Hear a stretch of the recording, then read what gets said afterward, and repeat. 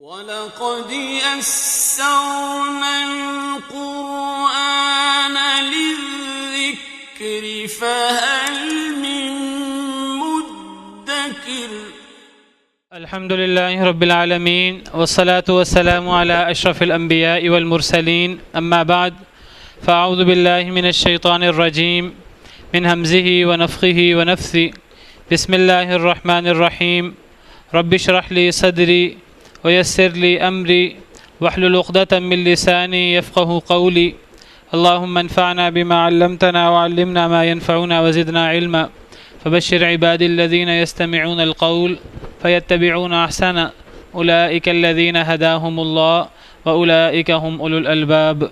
وسيق الذين اتقوا ربهم إلى الجنة زمرا حتى إذا جاءوها وفتحت أبوابها وقال لهم خزنتها سلام عليكم طبتم فادخلوها خالدين وقالوا الحمد لله الذي صدقنا وعده وأورثنا الأرض نتبوأ من الجنة حيث نشاء فنعم أجر العاملين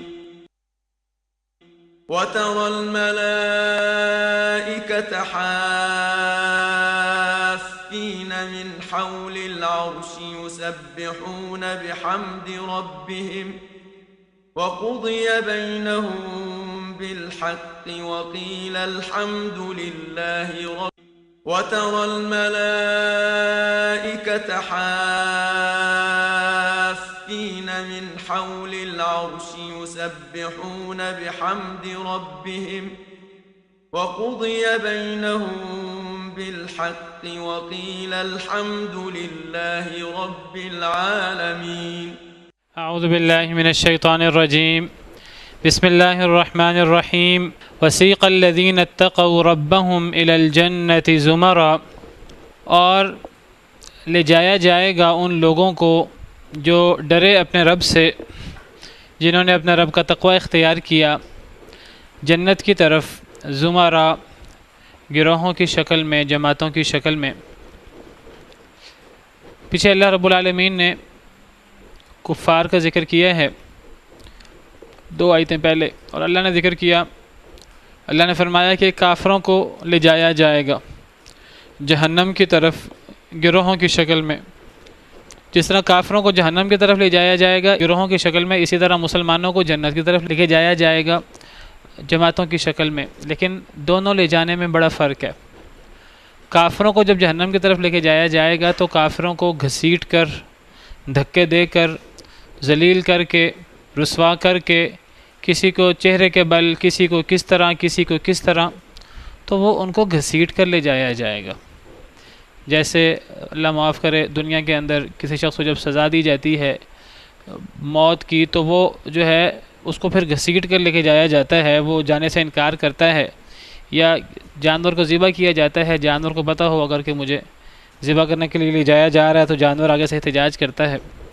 تو کافروں کو جب لے جایا جائے گا تو اس کی کیفیت یہ ہوگی، جس طرح قرآن کریم میں ہے یوم یدعون الی نار جہنم دعا، ان کو گھسیٹا جائے گا جہنم کی طرف، جہنم کی آگ کی طرف گھسیٹا جانا۔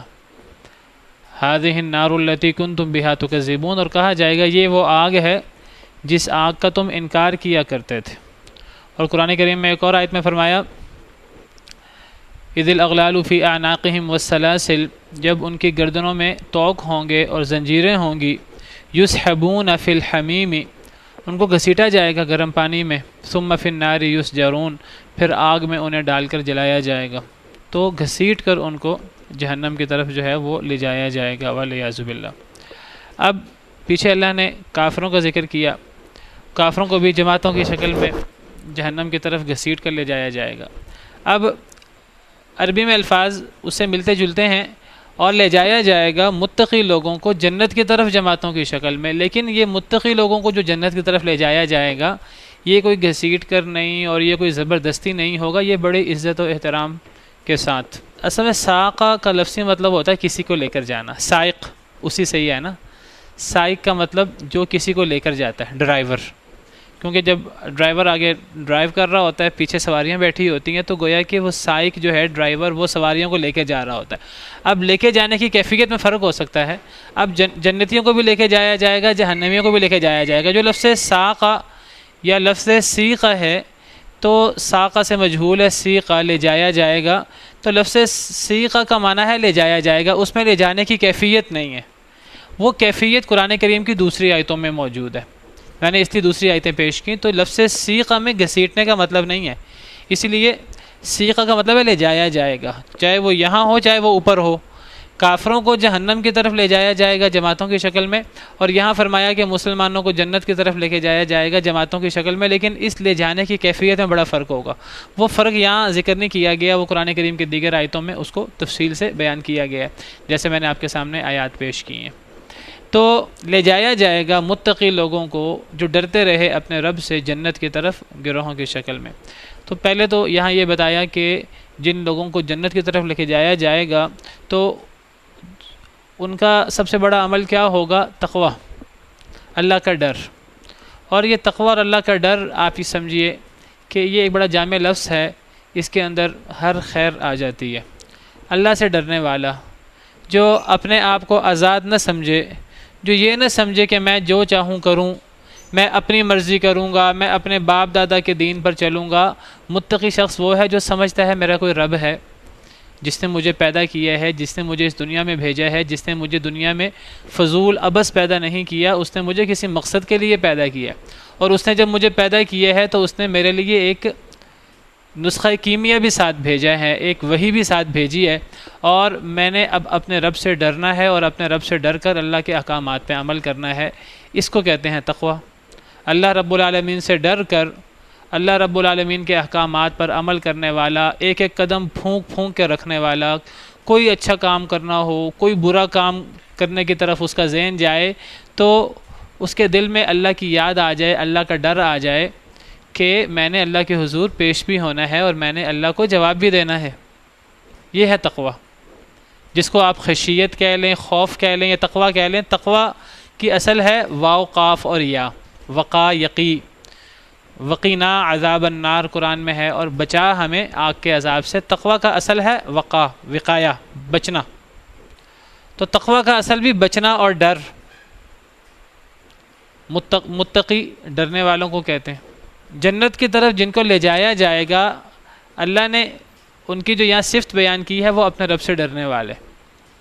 کوئی کام دنیا کے اندر وہ کرتے تھے، ہر وقت ان کو اللہ کی یاد ہوتی تھی، وہ غفلت میں ڈوب کر اور اسی طرح جو ہے وہ سوئے سوئے اور غفلت میں کام نہیں کرتے تھے۔ وہ جو کام کرتے تھے، اچھا کام کرتے تھے تو پہلے دیکھ کر کہ یہ اللہ اور رسول نے اس کی اجازت دی ہے کہ نہیں دی، یہ اس اچھے کام پر نبی صلی اللہ علیہ وسلم کی مہر بھی ہے کہ نہیں، اللہ نے اس کو نیکی قرار دیا بھی ہے کہ نہیں۔ تو اور اگر کوئی برا کام کرنے لگتے تو پھر بھی وہ ڈرتے اللہ تعالیٰ سے۔ اگر کوئی کام جہالت سے ہو جاتا تو غفلت سے ہو جاتا تو پھر وہ اللہ سے توبہ کر لیتے۔ تقویٰ کا لفظ مطلب بچنے والے، ڈرنے والے۔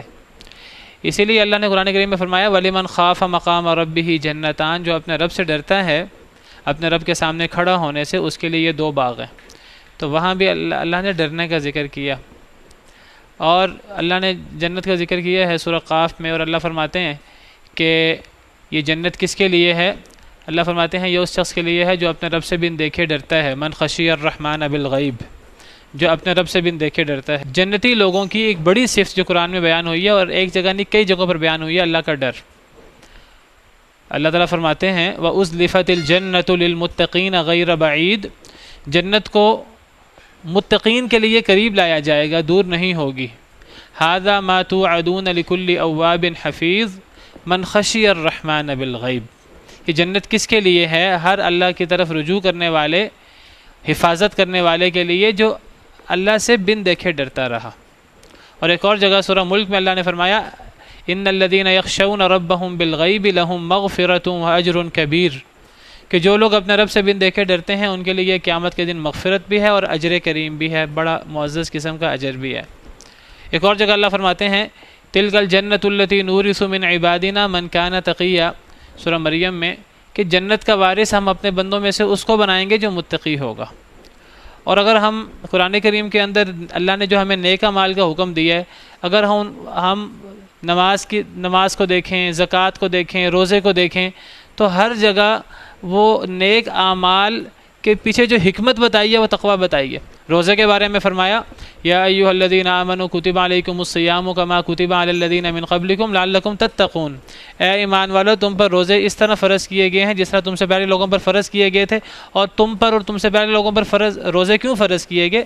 تاکہ تم اللہ سے ڈر جاؤ، تاکہ تمہارے اندر تقویٰ پیدا ہو جائے۔ تو یہ روزے اور نیک اعمال، دیکھیے شرک سے بچنا، توحید سب سے بڑا نیک عمل ہے نا، توحید کا مقصد بھی اللہ کا ڈر ہے۔ یا ایھا الناس اعبدوا ربکم الذی خلقکم والذین من قبلکم لعلکم تتقون۔ سورہ بقرہ میں جب اللہ تعالیٰ نے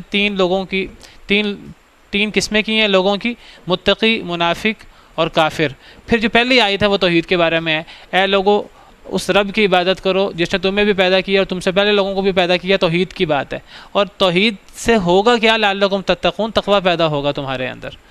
تو انسان جو بھی نیک عمل کرتا ہے، اس نیک عمل کے پیچھے اصل مقصود کیا ہے؟ انسان کا اللہ سے ربط جڑ جائے، انسان کو اللہ یاد رہے، اور جب انسان کو اللہ یاد ہوگا اور اللہ کی عظمت اور اللہ کی ہیبت، اللہ کی شان بڑائی جب انسان کے دل میں ہوگی، تو انسان اتنا اللہ سے ڈرنے والا ہوگا اور اتنا انسان متقی ہوگا۔ تو تقریباً جو نیک اعمال ہیں، نیک اعمال کا جو مقصد بیان کیا گیا ہے وہ تقویٰ، اور تقویٰ کا جو اجر بیان کیا گیا ہے، بدلہ بیان کیا گیا ہے، وہ جنت میں جانے کا ایک بڑا سبب تقویٰ۔ تو یہاں اللہ تعالیٰ نے کافروں کے بالمقابل متقی لوگوں کا ذکر کیا، اللہ سے ڈرنے والے۔ تو متقی لوگ کون ہیں؟ جو غفلت میں نہیں ہوتے، جو کوئی کام کرتے وقت اللہ سے ڈرتے ہیں۔ تو فرمایا کہ لے جایا جائے گا ان لوگوں کو جو ڈرتے رہے اپنے رب سے جنت کی طرف، زمرہ، جماعتوں کی شکل میں۔ جس طرح کافروں کو جماعتوں کی شکل میں لے جایا جائے گا، اس طرح جنتیوں کو بھی جماعتوں کی شکل میں۔ اور میں کل ذکر کر چکا ہوں کہ زمرہ اس میں جماعت کا معنی بھی ہے، اور جماعت کے ساتھ اس میں کس چیز کا معنی ہے؟ آواز کا اور شور کا معنی بھی ہے، کیونکہ اصل اس کا معنی آواز ہوتا ہے۔ لقد اوتیت مزمارا من مزامیر آل داؤد، میں نے کل حدیث پیش کی تھی آپ کے سامنے، تو وہاں مزمار سے مراد آواز ہے، اور لہجہ حسن صوت ہے، اور ادائیگی ہے۔ تو جماعتوں کی شکل میں ایسی جماعتیں جس کے اندر آواز ہوگی، شور ہوگا۔ جہنمیوں کو جب لے کے جایا جائے گا جہنم کی طرف، وہ بھی جماعتوں کی شکل میں ہوں گے، اس میں بھی شور ہوگا۔ وہاں شور چیخو پکار اور جو ہے نا وہ رونے پیٹنے کا ہوگا۔ اور جو جنتی لوگ ہیں، جب ان کو لے جایا جائے گا جنت کی طرف، تو یہاں بھی شور ہوگا، یہاں خوشی اور فرحت، اور لوگ خوش ہوں گے۔ تو لوگوں کی کثرت کی وجہ سے آواز اور شور ہوگا۔ تو جماعتوں کی شکل میں، جماعتوں کی شکل سے مراد یہ ہے کہ پہلے جو اللہ کے مقرب لوگ ہیں، بہت نیک ہیں، پہلے ان کی جماعت، پھر اس کے بعد جو ان سے کم درجے کے ہیں، پھر جو ان سے کم درجے کے ہیں۔ درجے ہیں، جنتیوں کے بھی درجے ہیں، جہنمیوں کے بھی درجے ہیں۔ تو جو پہلے درجے والے جنتی ہیں وہ اکٹھے ہوں گے، مثلا انبیاء ہیں، مقرب لوگ ہیں، تو پہلے وہ، پھر اس کے بعد مثلا صدیقین کی باری ہوگی، اللہ کو بہتر پتہ ہے کیا ترتیب ہوگی، پھر شہداء کی، پھر صالحین کی۔ تو وہ گویا کہ جماعتوں کی شکل میں، اور ان کو لے جایا جائے گا جنت کی طرف۔ اور جب جنت کی طرف لے کے جایا جائے گا، تو اگر دیگر احادیث مبارکہ کا مطالعہ کریں تو پتہ لگتا ہے کہ جنت کی طرف جنتیوں کو لے جانے سے پہلے پل صراط سے ان کو گزرنا ہوگا۔ پہلے پل صراط سے گزریں گے۔ جو پل صراط سے گزر نہیں سکے گا اپنے گناہوں کی وجہ سے، اللہ کے غضب اس پر ہوگا، تو وہ پل صراط سے نیچے گر جائے گا، اور نیچے جہنم ہوگی، وہ جہنم کا شکار ہوگا۔ اور جو پل صراط کو کراس کر لیں گے اپنے اعمال کے نتیجے میں، اللہ کے فضل و کرم کے نتیجے میں، تو پھر احادیث سے پتہ لگتا ہے کہ جب پل صراط سے گزر جائیں گے، پل صراط سے گزرنے کی بھی کیفیت فرق ہوگی۔ کوئی تیزی سے بجلی کی طرح، کوئی تیز دوڑنے کی طرح، کوئی چل کر اور کوئی گھسٹ کر اور کوئی کس طرح جو ہے وہ پل صراط کو پار کرے گا اپنے اعمال کی مناسبت سے. پھر جب وہ پل صراط کو پار کر لے گا تو پھر آگے بھی جنت اور جہنم کے درمیان ایک پل ہوگا. جنت میں جانے سے پہلے اس پل پر لوگ کھڑے ہوں گے اور جنت میں داخلے کے منتظر ہوں گے کہ اب جس طرح قیامت کے دن میدان محشر میں لوگ سب منتظر ہوں گے اور حساب شروع نہیں ہو رہا ہوگا. میدان محشر کی جو شروع کی بات ہے، جب حساب شروع نہیں ہوگا تو سب لوگ پھر نبیوں کے پاس جائیں گے اور جا کر ان سے سفارش کرنے کا کہیں گے کہ آپ سفارش کریں کہ اللہ تعالیٰ ہمارا حساب شروع کریں. تو لوگ حضرت آدم کے پاس، حضرت نوح کے پاس، حضرت ابراہیم کے پاس، حضرت موسیٰ، حضرت عیسیٰ اور نبی کریم صلی اللہ علیہ وسلم کے پاس آئیں گے اور نبی صلی اللہ علیہ وسلم سفارش کریں گے. تو جس طرح وہ اس سفارش کا ذکر ہے صحیح احادیث مبارکہ میں، وہ میدان محشر میں شروع کا واقعہ کہ جب حساب و کتاب شروع کرنے کی سفارش ہوگی، وہاں نبی صلی اللہ علیہ وسلم سفارش کریں گے اور اللہ نبی صلی اللہ علیہ وسلم کی سفارش قبول فرمائیں گے. تو جب پل صراط کو لوگ کراس کر لیں گے، جنت میں جانے سے پہلے بھی لوگ جنت اور جہنم کے درمیان ایک پل پہ کھڑے ہوں گے. تو اب جنت کا دروازہ نہیں کھلے گا، اب دوبارہ جو جنتی لوگ ہیں وہ اب پھر دوبارہ سفارشی تلاش کریں گے. احادیث مبارکہ سے پتہ لگتا ہے.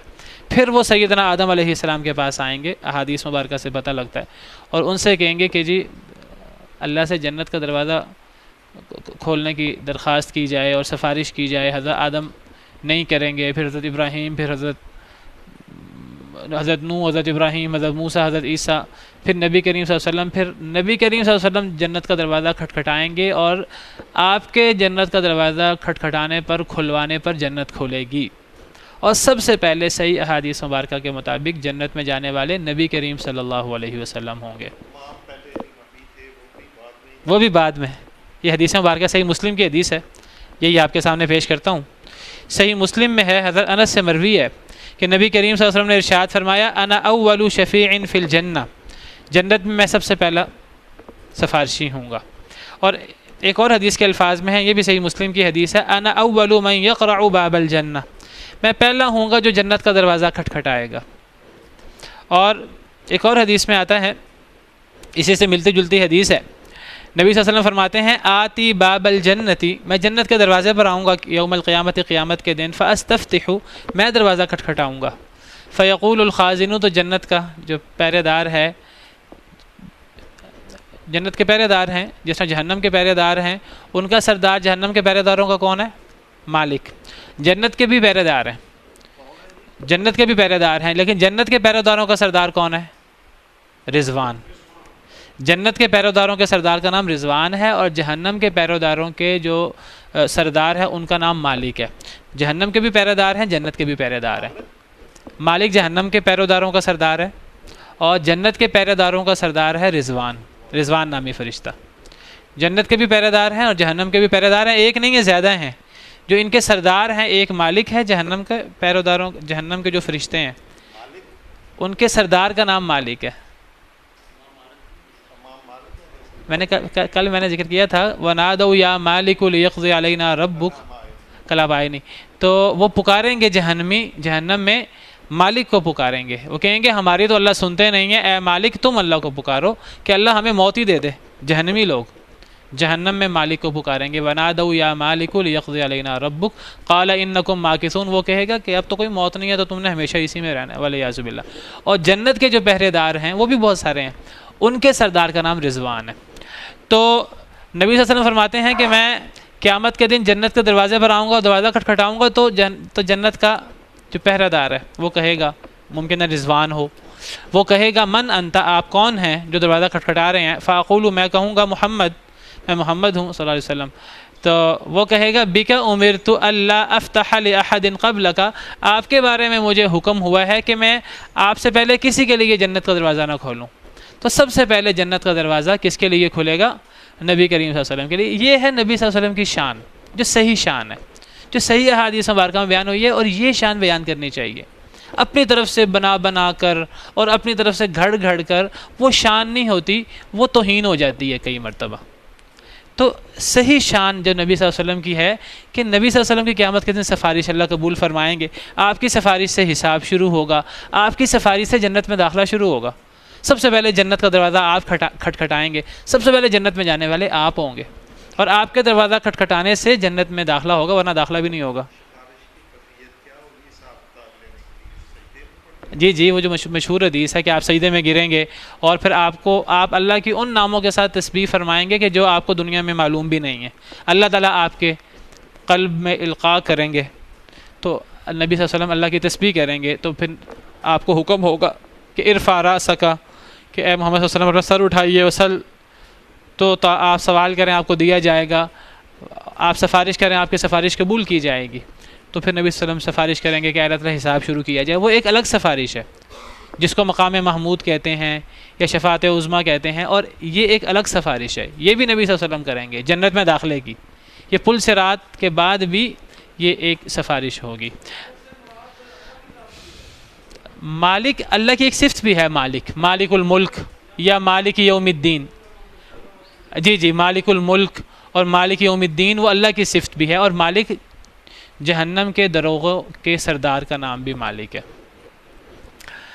مالک سے یہ نہ سمجھے کہ یہ کوئی برا نام ہے، دیکھیے ہے وہ جہنم کا فرشتہ لیکن ہے اللہ کا فرما بردار۔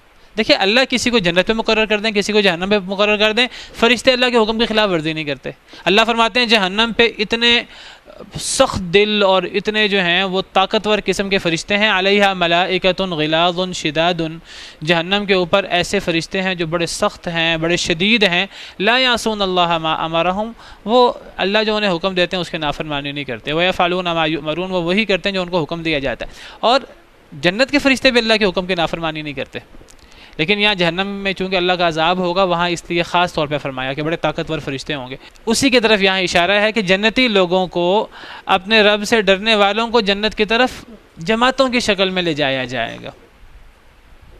اس کی تھوڑی سی کیفیت میں نے آپ کے سامنے احادیث مبارکہ سے بیان کر دی ہے۔ حتیٰ اذا جاؤوہا، حتیٰ کہ جب وہ آئیں گے اس کو، جنتی لوگ جنت کے دروازے پر آئیں گے، اللہ تعالی ہمیں ان لوگوں میں شامل فرمائے۔ وَفُتِحَتْ أَبْوَابُهَا، اور کھول دیے جائیں گے اس کے دروازے۔ اب جنتی لوگوں کے لیے جنت کے دروازے کھول دیے جائیں گے، کیسے کھول دیے جائیں گے تھوڑی سی وضاحت میں نے کر دی ہے کہ نبی کریم صلی اللہ علیہ وسلم سفارش کریں گے، دروازہ کھٹکھٹائیں گے، یہ آپ کا مقام ہے جو صحیح احادیث مبارکہ میں ذکر ہے۔ آپ فرمائیں گے تو آپ دروازہ کھٹکھٹائیں گے تو پھر دروازے کھولیں گے جنت کے۔ وقال، اور جنت کے کتنے دروازے ہیں؟ صحیح احادیث مبارکہ سے پتہ لگتا ہے 8۔ جہنم کے کتنے ہیں؟ کل پڑھا تھا ہم نے 7، جہنم کے 7 ہیں۔ قرآن میں ذکر ہے کہ لہا 7 ابواب، جہنم کے حوالے سے قرآن میں ہے کہ جہنم کے 7 دروازے ہیں۔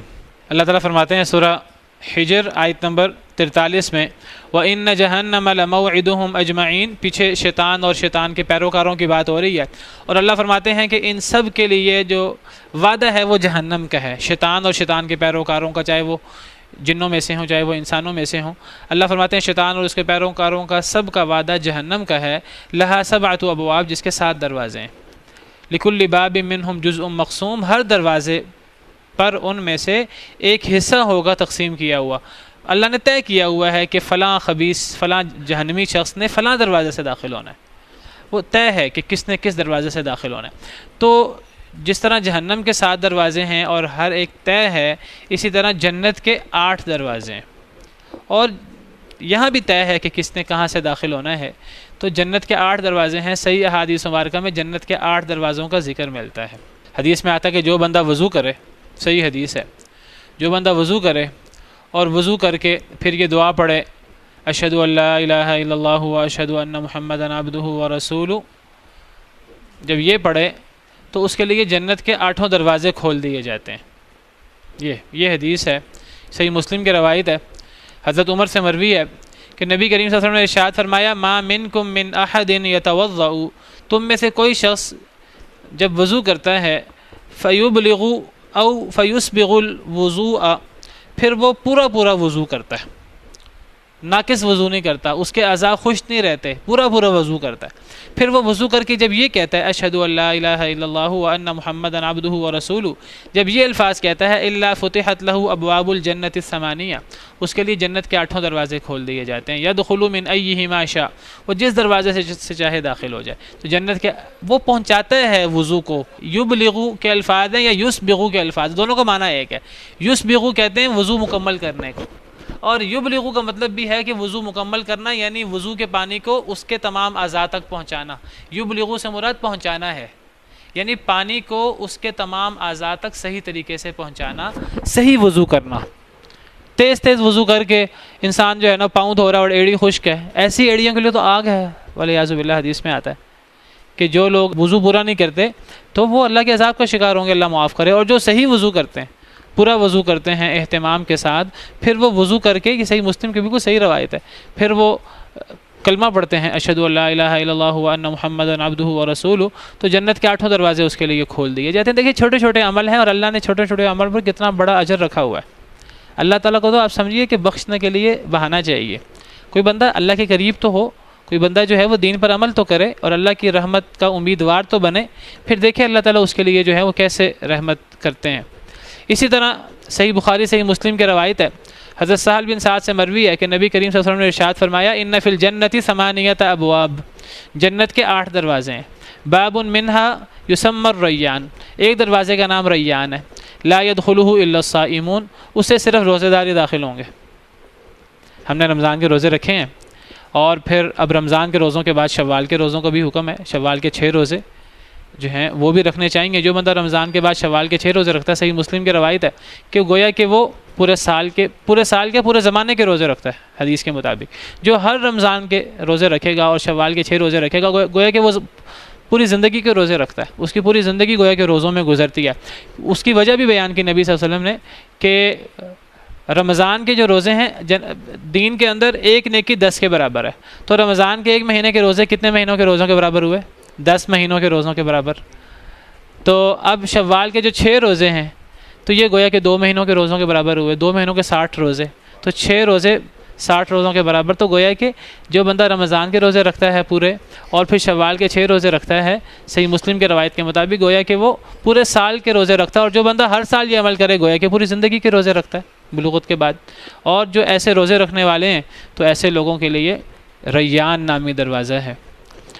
اللہ تعالیٰ ہمیں ان لوگوں میں بھی شامل کرے۔ نہیں لیٹ بھی ہو سکتا ہے، اور یہ ضروری نہیں کہ انسان اکٹھا رکھے، انسان جو ہے نا وہ وقفے سے بھی رکھ سکتا ہے۔ ہاں لیکن ایک چیز اس میں ہے کہ جو شوال کے روزے ہیں یہ رمضان کے روزے رکھنے کے بعد ہوتے ہیں۔ یہ نہیں کہ بعض لوگ ہوتے ہیں جن کے کچھ مرض کی وجہ سے کسی وجہ سے روزے رہ جاتے ہیں، بعض مردوں کے، بعض عورتوں کے رہ جاتے ہیں مرض کی وجہ سے، مخصوص ایام کی وجہ سے، تو اب وہ کہیں کہ جی ہم پہلے شوال کے روزے رکھ لیتے ہیں بعد میں ہم قضا دے دیں گے، یا ہم شوال کے روزے رکھتے ہیں اس کے اندر ہی قضا بھی ہو جائے گی۔ نہیں، حدیث کے الفاظ ہیں کہ جو بندہ رمضان کے روزے رکھے پورے ثم اتبعہ 6 من شوال، پھر ان رمضان کے روزوں کے پیچھے شوال کے 6 روزے لگائے۔ دیکھیے 35 سے 36 روزے ہونے چاہیے، 36 روزے ہوں گے تو 360 روزوں کا ثواب ملے گا نا۔ اگر رمضان کے روزے کسی نے 15 روزے رکھے ہیں رمضان کے، باقی روزے ہی نہیں رکھے، اب وہ پہلے شوال کے رکھ دے گا تو یہ تو 21 روزے ہوں گے اس کے، تو پہلے اس کو رمضان کے روزے پورے کرنے ہیں، پھر شوال کے روزوں کی باری آئے گی۔ یہ تھوڑا سا دھیان کرنا ہے۔ تو پھر جو ہے نا یہ فضیلت ہے۔ اگر کسی کے مجبوری کی وجہ سے زیادہ روزے رہتے ہیں، وہ اپنے قضا ہی کرتا رہے اور اسے شوال کے روزے نہ رکھے جائیں، ممکن اللہ تعالیٰ جو ہے اس کے جذبے کو دیکھ کر اس کو اجر دے دے اس کا۔ ویسے جو اصل یہ حدیث ہے اس پورے سال کے روزوں کی، یہ اس شخص کے لیے ہے جو رمضان کے پورے روزے رکھے۔ اگر کوئی اس کے روزے رہ گئے ہیں بیماری یا کسی عذر کی وجہ سے، پہلے وہ روزے شوال میں مکمل کرے تاکہ رمضان کے روزے پورے ہوں، پھر وہ اس کے بعد 6 روزے رکھے، تو پھر اس کو جو ہے وہ ثواب ملتا ہے سال کے روزوں کا۔ اور دیکھیے ایک تو یہ عمل بھی ہے، اور عمل بھی ہے حدیث میں آتا ہے جو بندہ ہر مہینے کے 3 روزے رکھتا ہے تو وہ بھی گویا کہ پورے زمانے کے روزے رکھتا ہے۔ جو ہر مہینے کے 3 روزے رکھے گا، ایک مہینے میں 29 یا 30 دن ہوتے ہیں اسلامی مہینہ، تو گویا کہ جو ہر مہینے کے 3 روزے رکھ رہا ہے گویا کہ پورے مہینے کا روزہ رکھ رہا ہے۔ جو ہر مہینے یہ کرتا ہے وہ 13، 14، 15 کے ہوں زیادہ بہتر ہیں، وہ اس کے علاوہ بھی ہو سکتے ہیں، تو لیکن بہتر ایام 20 ہے۔ بعض احادیث میں ایام 20 کی بات ہے، بعد میں ایام 20 کے علاوہ کوئی 3 روزوں کی بات ہے، تو یہ اجر بھی ہمیشہ کے روزوں کا باعث ہے۔ اس میں بھی وہی پیچھے منطق ہے کہ ایک روزہ 10 کے برابر، تو جو بندہ 3 روزے رکھ لے تو وہ بھی، اور جو بندہ اس سے زیادہ عمل کرنا چاہے تو وہ ایک بندہ جو ہے نا وہ دیکھیے یہ رمضان کے روزے میں پہلے بھی ذکر کیا ہے، رمضان میں ہم نے نمازیں پڑھی ہیں، یہ صرف رمضان کی نمازیں نہیں ہیں، یہ رمضان کی نمازوں سے ہمیں باقی سالوں کی نمازیں ٹھیک ہوتی ہیں۔ اور پھر جو رمضان کے روزے ہیں صرف رمضان کے روزے نہیں ہیں، رمضان کے روزوں سے باقی سال کے روزوں کی ٹریننگ ہوتی ہے۔ رمضان کے روزوں کے بعد نفلی روزے رکھنے چاہیے، اور نفلی روزوں کی ٹریننگ ہوتی ہے رمضان کے روزوں سے. تو رمضان کے روزوں کا مطلب یہ نہیں بس روزے رکھ لیے ایک مہینے کے بس ہم نے بڑا کام کر دیا ہے. یہ تو ٹریننگ ہے کہ انسان باقی دنوں کے روزے رکھے. اور جو بندہ ایک روزہ رکھتا ہے اللہ کی راہ میں اللہ کے لیے تو جہنم سے 70 سال کی دوری پر آ جاتا ہے. صحیح حدیث مبارکہ کے مطابق روزے کی بڑی فضیلت ہے. تو یہ رمضان کے روزوں کا مطلب یہ نہیں کہ بس روزے رکھ کے فارغ ہو گئے. انسان اس سے اپنی عادت بنائے روزے رکھنے کی. تو وہ شوال کے روزے رکھے, وہ ہر مہینے کے 3 روزے رکھے, وہ ہر ہفتے کے 2 روزے رکھے, پیر اور جمعرات کے. نبی صلی اللہ علیہ وسلم ہر ہفتے 2 روزے رکھتے تھے پیر جمعرات کے. اگر پیر جمعرات کے روزے رکھے گا تو وہ مہینے کے 3 روزوں سے بڑھ کر اس کے مہینے کے 8 روزے ہو جائیں گے. اور اگر ایک بندہ اس سے بھی زیادہ روزے رکھنا چاہے تو سب سے زیادہ جو روزے ہیں وہ ہیں 1 دن روزہ اور 1 دن افطار. حضرت داؤد علیہ السلام کا روزہ یہ بہترین روزہ ہے. اور جو بندہ ہر روز کا روزہ رکھے وہ پھر اللہ کے ہاں قبول ہی نہیں ہے. تو بہرحال جنت کے دروازوں کی بات ہو رہی تھی. جنت کے 8 دروازے.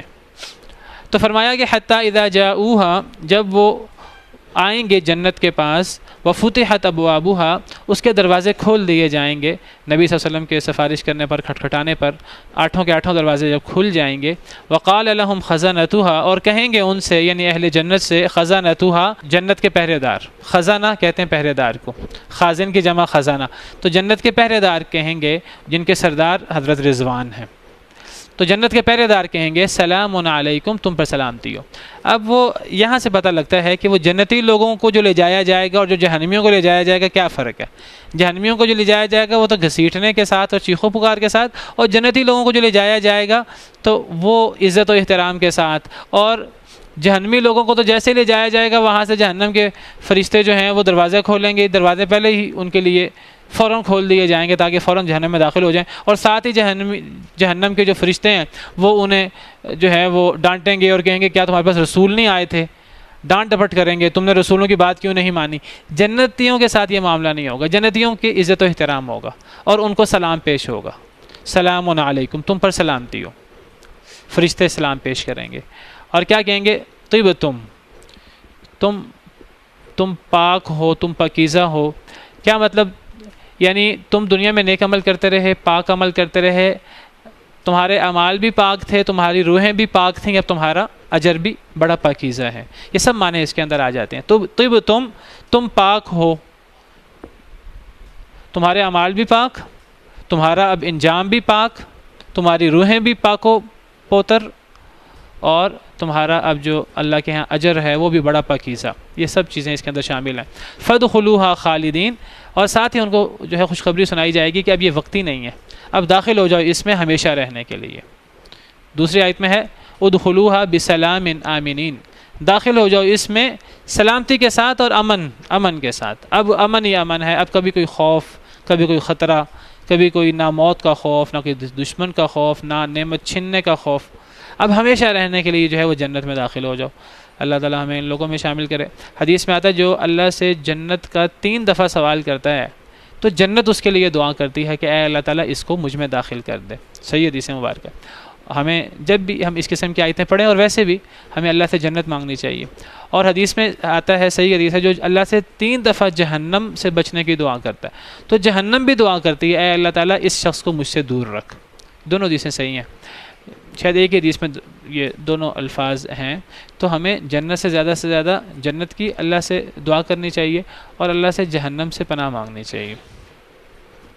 وقالوا الحمد للہ الذی صدقنا وعدا, اور وہ کہیں گے اہل جنت کہیں گے الحمدللہ, ہر قسم کی تعریف اللہ کے لیے ہے. الذی وہ ذات صدقنا وعدا, جس نے سچا کر دکھایا ہم سے اپنا وعدہ. اللہ کے وعدے سچے ہیں. اللہ نے جو دنیا میں وعدے کیے ہیں وہ بھی اللہ کے سارے وعدے سچے ہیں, اور اللہ نے وعدے پورے کیے ہیں دنیا کے اندر اور کرتے ہیں. اللہ کا کوئی وعدہ نعوذ باللہ جھوٹا نہیں ہے, کوئی بھی وعدہ غلط نہیں ہے, تمام وعدے سچے ہیں. تو جنتی کہیں گے اے اللہ نے اب جنت کا وعدہ بھی ہمارا سچ کر دکھایا. ان اللہ لا یخلف المیعاد, اللہ تعالیٰ وعدے کی خلاف ورزی نہیں کرتے. جنتی کہیں گے اللہ کی تعریف ہے, اس نے اپنا وعدہ سچ کر دکھایا. جنتی جنت میں جا کر اپنے عمل کو پیش نہیں کریں گے, یہ نہیں کہیں گے دیکھو جی ہم نے کیسے عمل کیے جس کے نتیجے میں ہم جنت کے وارث بنے. اپنے عمل کی بات نہیں کریں گے, اللہ کی تعریف کریں گے, اللہ کی رحمت کی بات کریں گے کہ یہ اللہ کا سراسر انعام ہے ہم پر کہ ہم اللہ کی رحمت سے جنت میں داخل ہوئے ہیں, اس میں ہمارا کوئی کمال نہیں ہے. تو دنیا کے اندر بھی نیک لوگوں کو اپنے عمل پر فخر نہیں کرنا چاہیے. یہ جو تکبر ہے ایک تکبر ہوتا ہے جو انسان دنیاوی نعمتوں پر کرتا ہے، یہ چھوٹا تکبر ہے۔ ایک تکبر ہے کہ انسان اپنے عمل پر اور اپنے علم پر تکبر کرے، یہ بڑا تکبر ہے، اور یہ انسان کی نیکیوں کو کھا جاتا ہے، تباہ و برباد کر دیتا ہے، اللہ معاف کرے۔ انسان کو نیکی کرنے کے بعد اگر انسان کو نیکی کرے تو وہ یہ سمجھے کہ وہ یہ نہ سمجھے میرا بڑا احسان ہے میں نے نیکی کر دی ہے، وہ یہ سمجھے اللہ کا مجھ پر احسان ہے، اللہ نے مجھے نیکی کی توفیق دی ہے۔ کبھی فخر نہ کریں اس پر کہ ہم نماز پڑھتے ہیں، ہم قرآن پڑھتے ہیں، ہم کلاس میں آتے ہیں، ہم اللہ کے لیے وقت نکالتے ہیں، ہم فلاں صدقہ کرتے ہیں، کبھی فخر نہ کریں، بلکہ اللہ کی تعریف بیان کریں کہ اللہ کی تعریف ہے، اللہ نے ہمیں یہ توفیق دی، یہ اللہ کا بڑا کرم ہے، اللہ نے توفیق دی، ورنہ لوگوں کے پاس کروڑوں ہوتا ہے ان کو توفیق ہی نہیں ہے، وہ خرچ ہی نہیں کرتے، اور کئی لوگوں کے پاس کم ہوتا ہے لیکن اللہ نے ان کو توفیق دی ہوتی ہے، تو یہ تو اللہ کا احسان ہے، اللہ ہمیں اس بات کی توفیق دیں۔ تو جنتی لوگ جنت میں جا کر اللہ کی تعریف بیان کریں گے، یہ نہیں کہیں گے کہ ہمارا بڑا احسان ہے، ہمارا بڑا کارنامہ ہے۔ اللہ نے قرآن کریم میں نیک لوگوں کی صفت بیان کی ہے، نیک لوگوں کی صفت یہ ہے والذین یؤتون ما آتوا وقلوبهم وجلۃ انہم الی ربہم راجعون، نیک لوگوں کی صفت یہ ہے کہ جب وہ خرچ کرتے ہیں، جو بھی وہ خرچ کریں، خرچ کرنے کے بعد وہ اب خوشی سے پھولے سمائے نہیں پھرتے، ایسی بات نہیں ہوتی، بلکہ کیا ہوتا ہے کہ وہ خرچ کر کے ڈر رہے ہوتے ہیں۔ وقلوبهم وجلہ، خرچ کرنے کے بعد ان کے دل ڈر میں ہوتے ہیں، کس بات سے ڈر میں ہوتے ہیں؟ انہم الی ربہم راجعون، کہ انہوں نے رب کے پاس لوٹ کر جانا ہے، پتہ نہیں ان کا یہ خرچ کرنا اللہ کے ہاں قبول ہوتا ہے کہ نہیں ہوتا، کہیں یہ نہ ہو کہ ہمارے اس خرچ کے اندر حرام چیز شامل ہو، اللہ قبول نہ کریں۔ ان اللہ طیب لا یقبل الا طیبا، اللہ پاکیزہ ہے، پاکیزہ کے علاوہ قبول نہیں کرتے۔ ممکن ہے وہ مال پاک ہو لیکن ہم نے جب خرچ کیا ہے اس کے اندر ریاکاری نہ آ گئی ہو، ممکن ہے اللہ نے کسی اور وجہ سے قبول نہ کیا ہو۔ کئی دفعہ یہ ہوتا ہے انسان کا رزق بھی پاک، خرچ بھی پاک، اور انسان کے اندر ریاکاری بھی نہیں ہوتی، اللہ قبول ہی نہیں کرتے۔ اللہ کس سے قبول کرتے ہیں؟ اللہ متقی شخص سے قبول کرتے ہیں، یہ بھی یاد رکھیے۔ حابیل نے بھی قربانی کی، قابیل نے بھی قربانی کی، اللہ نے قبول نہیں کی قابیل سے، حابیل کی قبول کر لی، تو قابیل جو ہے وہ حسد میں آ کر کہنے لگا میں قتل کر دوں گا تجھے، تو حابیل کہنے لگا انما یتقبل اللہ من المتقین، اللہ تعالیٰ متقی لوگوں سے قبول کرتے ہیں۔ اب ہم متقی ہیں کہ نہیں یہ تو ہمیں نہیں پتہ، تو انسان کو اپنے عمل پر کبھی فخر نہیں کرنا چاہیے، انسان کو اس کی نسبت اللہ کی طرف کرنی چاہیے۔ جنتی لوگ جنت میں جانے کے بعد اللہ کی تعریف بیان کریں گے، الحمدللہ الذی صدقنا وعدہ، ہر قسم کی تعریف اس اللہ کی جس نے ہم سے اپنا وعدہ سچ کر دکھایا، وَأَوْرَثَنَا الْأَرْضَ، اور اس نے ہمیں وارث بنایا زمین کا، جنت کی زمین کا۔ نَتَبَوَّأُ مِنَ الْجَنَّةِ، ہم جگہ پکڑیں جنت سے، حیث نشاء، جہاں ہم چاہیں۔ تمام تعریفیں اللہ کی جس نے ہم سے اپنا وعدہ سچ کر دکھایا، اور اللہ نے ہمیں جنت کی زمین کا وارث بنا دیا، اب ہم جہاں چاہیں جائیں۔ جہاں چاہیں جائیں سے کیا مراد ہے؟ یا تو اس سے وہ جنت میں ان کا وہ مقام مراد ہے جتنا اللہ نے جنت میں ہر جنتی کو جگہ دی ہے، اب ہر جنتی جنت میں اپنی جگہ میں جہاں چاہے جائے۔ 10 دنیا کے برابر جنتی، ایک جنتی کے لیے جنت میں جگہ ہوگی، 10 دنیا کے برابر، اس سے کم و بیش بھی۔ تو انسان جہاں چاہے جائے، یہ ممکن ہے کہ انسان اپنی جگہ کے علاوہ کسی دوسرے کے پاس جانا چاہے تو انسان جا سکے گا۔ بہرحال جنتی لوگ اللہ کی تعریف بیان کریں گے اور کہیں گے اللہ نے ہم سے اپنے وعدے سچ کر دکھائے، اور اللہ نے ہمیں زمین کا وارث بنایا، ہم جنت میں جہاں چاہیں جائیں، جگہ پکڑیں۔ فَنِعْمَ أَجْرُ الْعَامِلِينَ، پس کتنا اچھا ہے اجر عمل کرنے والوں کا، جنہوں نے عمل کیا اللہ نے ان کے عمل کو، ان کی عمل کی کتنی قدردانی کی، اور اللہ نے ان کو ان کے عمل کا کتنا اچھا اجر دیا۔ اگرچہ ان لوگوں نے اپنے عمل پر فخر نہیں کیا لیکن اللہ نے ان کو اجر ان کے عمل کی بنا پر دیا ہے۔ یہاں سے یہ بھی پتہ لگا ہمیں کہ انسان کو جو جزا ملتی ہے، جو بدلہ ملتا ہے، جنت ملتی ہے یا کوئی بدلہ ملتا ہے، وہ اللہ کی رحمت سے ملتا ہے۔ اور ساتھ یہ بھی بتایا کہ اللہ کی رحمت یہ ہر ایک شخص کے لیے نہیں ہے، اللہ کی رحمت کس کے لیے ہوگی؟ عمل کرنے والے کے لیے۔ دونوں باتیں بتا دیں کہ نہ تو انسان پورا اپنے عمل پر فخر کرے، انسان کہ جی میں نے عمل کیا تو مجھے اجر ملا، اور نہ ہی انسان عمل کو بالکل ہی بھول جائے۔ ایک انسان کہ جی میں تو اللہ پہ توکل کرتا ہوں، میں عمل کرتا ہی نہیں، اللہ مجھے اپنے رحمت سے جنت میں ڈال دیں گے۔ آیت کے آخر میں عمل کی بات بھی کر دی، آیت کے شروع میں اللہ کی تعریف کر دی، اللہ کی نعمت ہے ساری کی ساری، اور آیت کے آخر میں عمل کی بات بھی ہو گئی. گویا کہ عمل اور اللہ کی رحمت یہ دونوں لازم و ملزوم ہے. اللہ کی رحمت جوش ہی تب مارتی ہے جب انسان عمل کرتا ہے. تو میں ذکر کر رہا تھا کہ آیت کے شروع میں جنتی لوگ جنت میں جانے کی نسبت اللہ کی طرف کریں گے اور اس کو اللہ کی رحمت، اللہ کی تعریف کریں گے، اور اس کو گویا کہ اللہ کی رحمت قرار دیں گے. کہیں گے کہ اللہ نے اپنا وعدہ سچا کر دکھایا، اللہ کی تعریف بیان کریں گے. گویا کہ اس بات کا اقرار کریں گے کہ ہم جنت میں اپنے عمل کی وجہ سے نہیں آئے، ہم اللہ کی رحمت سے آئے ہیں، اللہ کا شکریہ ادا کریں گے. اور آیت کے آخر میں عمل کی بات ہے، فنعم اجر العاملین، کتنا ہی اچھا اجر ہے عمل کرنے والوں کا. تو یہاں سے پتہ لگتا ہے کہ ایک تو یہ پتہ لگا کہ انسان جنت میں اپنے عمل کی بنا پر نہیں جائے گا، انسان جنت میں اللہ کی رحمت کی بنا پر جائے گا. اور دوسری بات یہ پتہ لگی کہ ایک انسان جو ہے نا امید لگا بیٹھے عمل کے بغیر ہی، نہ نماز پڑھتا ہے نہ کچھ اور وہ امید لگا کے بیٹھا ہے کہ جی اللہ تعالیٰ بڑے غفور و رحیم ہے، اللہ مجھے معاف کر دیں گے. عمل کی بھی ضرورت ہے، عمل بھی ہوگا انسان کا، انسان کے عمل کے نتیجے میں اللہ کی رحمت جوش میں آئے گی اور انسان اللہ کی رحمت کے نتیجے میں جنت میں جائے گا. صحیح حدیث مبارکہ ہے، قرآن کریم کی آیتوں سے بھی یہ بات پتہ لگتی ہے.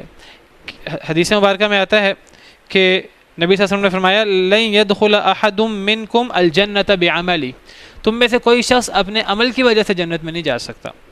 صحابہ کرام نے عرض کی ولا انت یا رسول اللہ، اور آپ بھی نہیں ہیں اللہ کے رسول، آپ کے تو عمل بہت زیادہ ہیں. ٹھیک ہے ہم تو امتی ہیں، ہمارے عمل اتنے زیادہ نہیں ہیں، ہم تو ممکن ہے اپنے عمل کی وجہ سے جنت میں نہ جائیں، آپ کے تو عمل بہت زیادہ ہیں، تو کیا آپ بھی اپنے عمل کی بنا پر جنت میں نہیں جا سکیں گے؟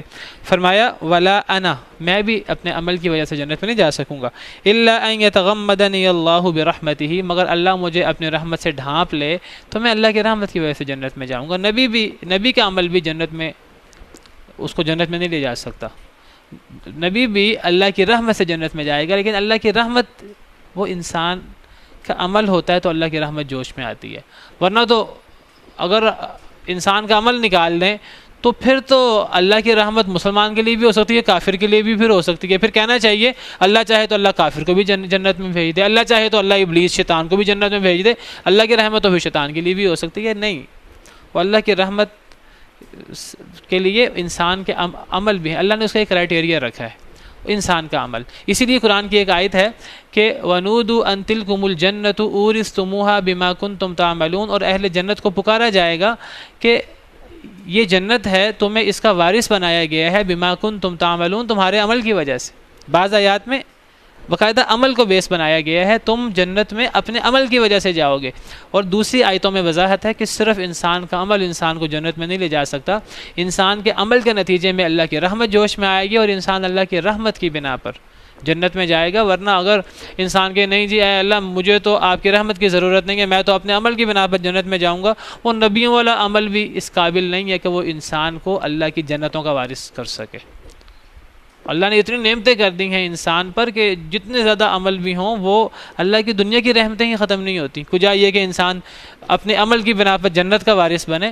جنت کا وارث انسان اللہ کی رحمت سے بنے گا، لیکن اللہ کی رحمت وہ انسان کے عمل، اللہ نے اپنی رحمت کو جو ہے اس کا ایک کرائٹیریا رکھا ہے. ایک بندہ عمل ہی نہیں کرتا، خواہشیں پال لیتا ہے، تو کیا اس کے لیے رحمت ہوگی؟ اس کے لیے رحمت نہیں ہوگی. رحمت اللہ کی اس کے لیے ہوگی جو اللہ سے ڈرے گا، ڈر کر عمل کرے گا.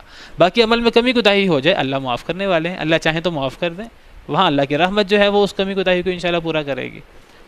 تو اس آیت میں دونوں چیزیں موجود ہیں. فنعم اجر العاملین، کتنا اچھا اجر ہے عمل کرنے والوں کا. عمل کی بات ہے تو عمل کے بغیر کوئی بندہ جنت کی تمنا کرے تو گویا کہ یہ پھر خوش فہمی ہے. اور اللہ نے اس سے منع کیا قرآن میں، لیس بامانیکم ولا امانی اہل الکتاب، تمہیں جنت تمہاری خواہشوں سے نہیں ملے گی. خواہش کیا ہے؟ انسان عمل تو کوئی نہ کرے اور اللہ کی جنت کی امید لگا بیٹھے، یہ پھر خواہش ہے جس سے اللہ نے منع کیا، اور یہ یہودیوں کا، عیسائیوں کا طریقہ کار ہے. پھر فرمایا وَتَرَى الْمَلَائِكَةَ حَافِّينَ مِنْ حَوْلِ الْعَرْشِ، اور آپ دیکھیں گے اے اللہ کے نبی صلی اللہ علیہ وسلم فرشتوں کو حافین، وہ گھیرے ہوئے ہوں گے من حول العرش، عرش کے ارد گرد. عرش کے ارد گرد فرشتے جو ہیں وہ گھیرے ہوئے ہوں گے عرش کو، اور اس کے ارد گرد حلقہ بنائے موجود ہوں گے. کیا کر رہے ہوں گے؟ یسبحون بحمد ربہم، اپنے رب کی حمد کے ساتھ اس کی تسبیح بیان کر رہے ہوں گے۔ فرشتے پہلے بھی اللہ کی تسبیح کرتے ہیں، اور جب جنتی جنت میں چلے جائیں گے تب بھی فرشتے اسی کام پر ہوں گے، اللہ کی تسبیح بیان کر رہے ہوں گے۔ تو فرشتے اللہ کے ابھی بھی اللہ کے عرش کے ارد گرد ہوتے ہیں اور اللہ کی تسبیح کرتے ہیں، تو اس وقت بھی فرشتے اللہ کے عرش کے گرد ہوں گے اور اللہ کی تسبیح کر رہے ہوں گے۔ اللہ نے فرشتوں کو دنیا کے اندر بہت سارے کام بھی دیے ہیں، اور اللہ نے فرشتوں کو اپنی عبادت کے لیے پیدا کیا، اور فرشتے ہر وقت اللہ کی عبادت کرتے رہتے ہیں۔ اسی لیے جب اللہ نے فرشتوں کے سامنے یہ رکھا تھا کہ میں آدم کو پیدا کرنے والا ہوں، تو فرشتوں نے کہا تھا کہ اے اللہ، کیا آپ اس کو پیدا کرنے والے ہیں جو خون بہائے گا، جو فتنہ فساد کرے گا؟ وَنَحْنُ نُسَبِّحُ بِحَمْدِكَ وَنُقَدِّسُ لَكَ، ہم تو آپ کی تسبیح کرتے ہیں، ہم تو آپ کی تقدیس بیان کرتے ہیں۔ تو فرشتے تو تب بھی اللہ کی تسبیح اور تقدیس کرتے تھے۔ تو فرشتے ہر وقت اللہ کی تسبیح کر رہے ہوتے ہیں۔ تو وہ جب جنتی جنت میں، جہنمی جہنم میں چلے جائیں گے، پھر بھی فرشتے اللہ کی تسبیح کر رہے ہوں گے۔ وَقُضِيَ بَيْنَهُمْ بِالْحَقِّ، اور فیصلہ کر دیا جائے گا ان کے درمیان، یعنی لوگوں کے درمیان، بالحق، حق کے ساتھ، یعنی اہل جنت اور اہل جہنم کے درمیان حق کے ساتھ فیصلہ ہو جائے گا۔ اصل فیصلہ قیامت کے دن ہوگا۔ میں نے کل بھی بات کی تھی کہ ایک بہت بڑا اعتراض ہے کافروں کا، اللہ کے جو منکر ہیں، جو ایتھیسٹ دہری قسم کے لوگ ہیں، وہ کہتے ہیں جی اگر رب موجود ہے تو دنیا کے اندر ہمیں انصاف نظر نہیں آتا۔ تو میں نے آپ سے کہا تھا کہ اللہ نے در حقیقت دنیا انصاف کے لیے بنائی نہیں ہے، اصل انصاف کے لیے آخرت ہے۔ اللہ نے یہ وعدہ نہیں کیا کہ دنیا کے اندر انصاف ہوگا، اللہ نے انصاف کے لیے آخرت بنائی ہے۔ اور اللہ فرماتے ہیں قرآن میں، سوال کرتے ہیں اللہ، افنجعل المسلمین کالمجرمین، کیا ہم مسلمانوں کو مجرموں کی طرح کر دیں؟ یعنی مسلمان اور مجرم برابر نہیں ہیں۔ اور اس کا جو اصل جو یہ دیکھیں گے کہ مسلمانوں کے لیے اللہ کا اجر ہے اور مجرموں کے لیے اللہ کا عذاب ہے، یہ اصل ہمیں آخرت میں نظر آئے گی چیز۔ اور اللہ فرماتے ہیں افنجعل المتقین کالفجار، کیا ہم متقی لوگوں کو فجار کی طرح کر دیں؟ یہ آیتیں اللہ نے کہاں، یہ انداز اللہ نے کہاں اختیار کیا ہے؟ یہ انداز اللہ نے عام طور پہ وہاں اختیار کیا ہے کہ جو لوگ مقصد زندگی کے قائل نہیں ہیں، جو لوگ سمجھتے ہیں دنیا اللہ نے فضول بنائی ہے، اللہ وہاں فرماتے ہیں، اللہ تعالیٰ آخرت کی دلیل دیتے ہیں۔ اللہ کہتے ہیں آخرت کی دلیل یہ ہے کہ کیا اللہ متقی لوگوں کو فاجر کی طرح کر دیں گے؟ یہ متقی اور فاجر کا جو حقیقی فرق ہے وہ کہاں ہوگا؟ آخرت میں ہوگا۔ اللہ فرماتے ہیں وَمَا خَلَقْنَا السَّمَاءَ وَالْأَرْضَ وَمَا بَيْنَهُمَا بَاطِلًا، ہم نے آسمان و زمین اور جو ان دونوں کے درمیان ہے انہیں باطل نہیں بنایا۔ ذَلِكَ ظَنُّ الَّذِينَ كَفَرُوا، یہ کافر لوگوں کا گمان ہے۔ فَوَيْلٌ لِّلَّذِينَ كَفَرُوا مِنَ النَّارِ، ایسے کافروں کے لیے آگ ہے۔ أَمْ نَجْعَلُ الَّذِينَ آمَنُوا وَعَمِلُوا الصَّالِحَاتِ كَالْمُفْسِدِينَ فِي الْأَرْضِ، کیا ہم ایمان والوں کو زمین میں فساد کرنے والوں کی طرح کر دیں؟ ام نجعل المتقین کالفجار، کیا ہم متقی لوگوں کو فجار کی طرح کر دیں؟ کیا مطلب ہے اس آیت کا؟ اس آیت کا مطلب ہے اگر آخرت نہیں ہے، اگر دنیا اللہ نے باطل اور فضول نعوذ باللہ بنائی ہے، تو دنیا کے اندر تو بعض دفعہ ہمیں مسلمانوں اور کافروں کے انجام میں یا ان پر اللہ کی نعمتوں میں کوئی بہت زیادہ فرق نظر نہیں آتا دنیا کے اندر۔ وہ اصل فرق کہاں ہوگا؟ وہ آخرت میں ہوگا۔ تو اللہ تعالیٰ یہ آخرت کی دلیل پیش کر رہے ہیں کہ اگر آخرت نہیں ہے تو پھر متقی اور کیا فاجر لوگ برابر ہو جائیں گے؟ فرق تو آخرت میں نظر آئے گا، جنت و جہنم کی صورت میں۔ تو اصل میں جو انصاف ہے وہ آخرت میں ہونا ہے، دار الجزا آخرت، دنیا نہیں ہے۔ دنیا دار الابتلاء ہے، تو یہاں سے وہ ان کے اس اعتراض کا جواب ہے اس کے اندر، جو کہتے ہیں کہ جی اگر اس دنیا کے اندر اللہ موجود ہے، رب موجود ہے، دنیا کے اندر ظلم نہ ہو۔ دنیا کے اندر ضروری نہیں ہے کہ ظالم کو اس کے ظلم کا پورا بدلہ ملے، یہ ضروری نہیں ہے۔ اور یہ بھی ضروری نہیں ہے کہ دنیا کے اندر نیک شخص کو اس کی نیکی کا پورا بدلہ ملے۔ دیکھیے جو لوگ سمجھتے ہیں دنیا کے اندر نہیں جی ظالم کو پورا بدلہ ملتا ہے اور ملنا چاہیے، مجھے بتائیے کہ جو بندہ، ایک بندہ اگر 10 لوگوں کو قتل کر دے، اللہ معاف کرے، اب اس کی کیا سزا ہوگی؟ زیادہ سے زیادہ اس کو ایک دفعہ قتل کیا جائے گا نا، ایک شخص کو ایک دفعہ سے زیادہ تو موت کی سزا نہیں دی جا سکتی۔ اب باقی جو اسے 9 لوگوں کو قتل کیا ہے اس کی سزا اس کو کب ملے گی؟ اور ایسے بدبخت بھی ہیں جنہوں نے 10 چھوڑیے 100 چھوڑیے ہزاروں لاکھوں لوگوں کے قتل کا باعث بنے ہیں، ان کی سزا دنیا کے اندر ہو ہی نہیں سکتی۔ اللہ نے ایسے لوگوں کے لیے آخرت رکھی ہے۔ تو یہ بات یاد رکھیے اصول، کہ اللہ نے کہیں بھی نہیں کہا کہ میں نے دنیا کے اندر انصاف کرنا ہے، دنیا کے اندر میں نے فیصلہ کرنا ہے، فیصلے کے لیے کیا ہے؟ آخرت۔ اس لیے اس کو دار الجزا، اس کو یوم الحساب کہتے ہیں۔ تو فرمایا کہ یہ جب جنتی جنت میں اور جہنمی جہنم میں چلے جائیں گے، وَقُضِيَ بَيْنَهُمْ بِالْحَقِّ، یہ ہے اصل میں حق کے ساتھ فیصلہ، فیصلہ کر دیا جائے گا ان کے درمیان حق کے ساتھ۔ یہ ہے اصل میں وہ دار الجزا اور دار الحساب۔ ہمیں اللہ نے عدل کا حکم دیا ہے، لیکن کیا اللہ تعالیٰ دنیا کے اندر ہر ظالم کو اس کا بدلہ دنیا کے اندر دے دیتے ہیں؟ اللہ نے دنیا کے اندر یہ نہیں فرمایا کہ میں دنیا کے اندر پورا انصاف کر دوں گا، یہ انصاف آخرت کے اندر ہوگا۔ اللہ نے اصل بنایا ہے، جزا بنائی ہے آخرت میں، دنیا کے اندر اس کا کچھ مظہر ہمیں نظر آ سکتا ہے تھوڑا بہت، اصل آخرت ہے۔ پھر فرمایا وقیل الحمد للہ رب العالمین، اور کہاں جائے گا؟ اب اعلان ہوگا، کون کرے گا؟ ہر انسان بھی اور بولنے والے بھی اور نہ بولنے والے بھی، ہر مخلوق کہے گی کہاں جائے گا؟ الحمد للہ رب العالمین، ہر قسم کی تعریف اللہ کے لیے ہے جو تمام جہانوں کا رب ہے۔ جب سارا فیصلہ ہو جائے گا، جنتی جنت میں، جہنمی جہنم میں، اب دار الجزا پورا ہو گیا، اب جزا ہو گئی، اب جزا چل رہی ہے، جب حق کے ساتھ ہر چیز کا فیصلہ ہو جائے گا، اب اللہ کی حمد کے نعرے بلند ہوں گے۔ پھر اللہ نے جب ابتدا کی ہر چیز کی ابتدا بھی اللہ کی حمد سے ہوئی ہے، اور جب ہر چیز کی انتہا اور آخر آئے گا، وہ انتہا بھی اللہ کی حمد کے ساتھ ہوگی۔ تسبیح شروع میں بھی فرشتے انسانوں کی پیدائش سے پہلے بھی اللہ کی تسبیح کرتے تھے، اور جب سارا فیصلہ ہو جائے گا جنتی جنت میں، جہنمی جہنم میں، فرشتے تب بھی اللہ کی تسبیح کر رہے ہوں گے۔ ابھی ہم نے پڑھا کہ فرشتے، اے نبی آپ دیکھیں گے فرشتے اللہ کے عرش کے گرد اللہ کی حمد کے ساتھ اللہ کی تسبیح کر رہے ہوں گے۔ اور جب اللہ نے تخلیق کی ابتدا کی، زمین و آسمان بنائے، اللہ نے اس وقت بھی اپنی تعریف بیان کی، اور جب یہ جنتی جنت میں، جہنمی جہنم میں، تب بھی اللہ اپنی تعریف بیان کرتے ہیں۔ اللہ بھی اور ہر مخلوق بھی اللہ کی تعریف بیان کرے گی۔ وقیل الحمد للہ رب العالمین، یہ اللہ کی تعریف ہے گویا کہ آخر میں۔ اب شروع میں اللہ کی تعریف کہاں ہے؟ اللہ فرماتے ہیں سورہ انعام کے شروع میں، الحمد للہ الذی خلق السماوات والارض وجعل الظلمات والنور، ہر قسم کی تعریف اس ذات کی ہے جس نے آسمان و زمین کو پیدا کیا۔ جب آسمان و زمین پیدا ہوئے، گویا کہ اب اس وقت کائنات کی ابتدا ہو رہی تھی، اس وقت اللہ نے اپنی تعریف بیان کی سورہ نام کے شروع میں، الحمد للہ الذی خلق السماوات والارض وجعل الظلمات والنور، ہر قسم کی تعریف اس ذات کے لیے جس نے زمین و آسمان کو پیدا کیا اور اندھیرے اور نور کو پیدا کیا۔ یہ ابتدا ہے کائنات کی، اس وقت بھی اللہ کی تعریف ہے، اور یہ آپ سمجھیے انتہا ہے، اس وقت بھی اللہ کی تعریف ہے۔ اسی لیے اللہ فرماتے ہیں وَلَهُ الْحَمْدُ فِي الْأُولَى وَالْآخِرَةِ، اللہ کے لیے تعریف ہے شروع میں بھی اور آخر میں بھی۔ ہر وقت اللہ کی تسبیح ہے اور ہر وقت اللہ کی تعریف ہے، اور اصل اللہ کی تعریف ہی ہے۔ اللہ نے اپنی تعریف کے لیے ہی، اللہ نے اپنی انعامات کا شکریہ کے لیے ہی یہ کائنات بنائی ہے۔ اللہ نے انسانوں اور جنوں کو بھی اسی لیے بنایا کہ وہ اللہ کی نعمتوں کا شکریہ ادا کریں، اللہ کی عبادت کر کے، صرف ایک اللہ کو پکار کر۔ تو ہر کام کی ابتدا بھی الحمد سے ہوتی ہے اور اس کے انتہا بھی الحمد سے ہوتی ہے۔ دیکھیے کوئی ہمیں مصیبت آئے اس پر بھی الحمدللہ کہنے کا حکم ہے، اور ہمیں کوئی نعمت آئے اس پہ بھی الحمدللہ کہنے کا حکم ہے۔ صحیح حدیث میں آتا ہے جب نبی صلی اللہ علیہ وسلم پر کوئی نعمت آتی تھی تو آپ فرماتے تھے الحمدللہ الذی بنعمتہ تتم الصالحات۔